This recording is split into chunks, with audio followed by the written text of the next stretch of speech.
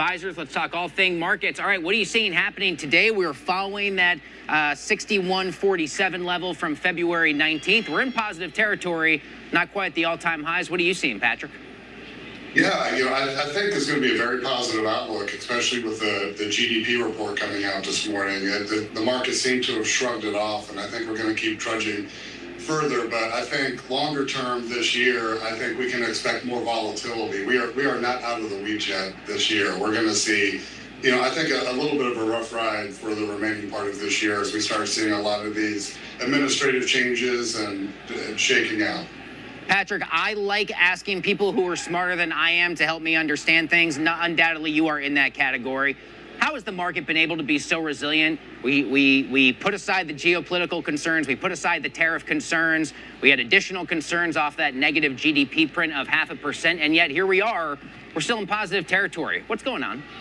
I think we've been trained over the last few years just to be more optimistic and jump back in the markets in these downturns. We've just seen this volatility. We had the pandemic and the market's down 30%. And, we had 2022, it wasn't so great. And then we had the first part of this year.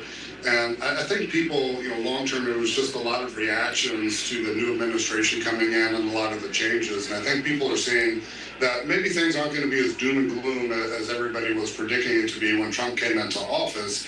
And so I think we're seeing a lot of optimism that way. And we saw that in the reports this morning. We saw a lot of investing in the country and money coming back into the country. We're starting to see this coming in from the tariffs. So I think there's a lot of positive outlook longer term, even though we had a little bit of a contraction in the first quarter, which I think was expected because everybody's nervous on what to do. Where are things going to go? What direction are we going in? So there was just a lot of uncertainty. So the markets don't like uncertainty, and we saw that in the first quarter in the markets. But here later on in the year, as things start smoothing out, I think we're going to see more of a liftoff, but I just don't think we're out of the volatility yet. Yeah, we had that big surge of imports for Q1. I think that largely helps to explain the anomalous and kind of negative GDP print we had.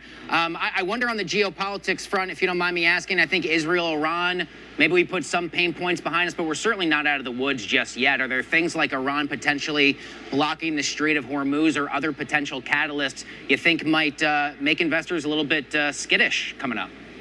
It very well could. Who knows? You saw Trump drop the F-bomb the other day that, these guys have been fighting for so long. Who knows what they're going to, try to pull out here in the near future. So you can't count that out of the equation. And I think if that happens, like this administration has been doing, it's been very pro-oil, pro-energy, and let's produce our own stuff. Let's not, worry about importing from other countries and being so reliant on that. So if that happens, I think it will be short term, but I don't think they would be able to get away with that very long because I don't think a whole lot of countries are really on Iran's side right now. Have you seen any kind of notable investment shift in strategies from investors? Earlier this year, we had this move away from discretionary names more into staples. Not a big surprise on a backdrop of uncertainty. But, to our point here in our broader conversation, we're seeing investors put aside a lot of those concerns. Are you seeing any kind of institutional or retail rotation into other names or sectors that surprise you?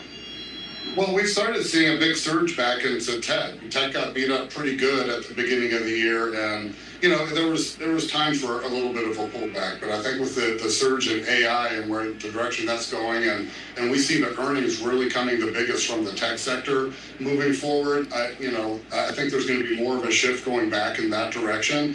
And then there's been a lot of moves that have been going into safety, like Berkshire B shares have done very well so far this year. So, value companies, big companies like Walmart, where people are going to be going and shopping at these places, especially if the economy worsens or people are scared, they're tightening the belts, you're going to see a lot of these, staples, doing very well.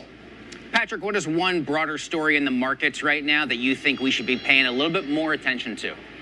One of the biggest things I think that people are sleeping on right now is the consumer debt problem in the country, because it's at all-time highs, record highs of credit card debt. You seriously have people right now, DoorDash is allowing people to finance their food purchases for delivery. It's crazy. So people, unfortunately, I think are fighting inflation that we've had. The price of everything has doubled over the last few years.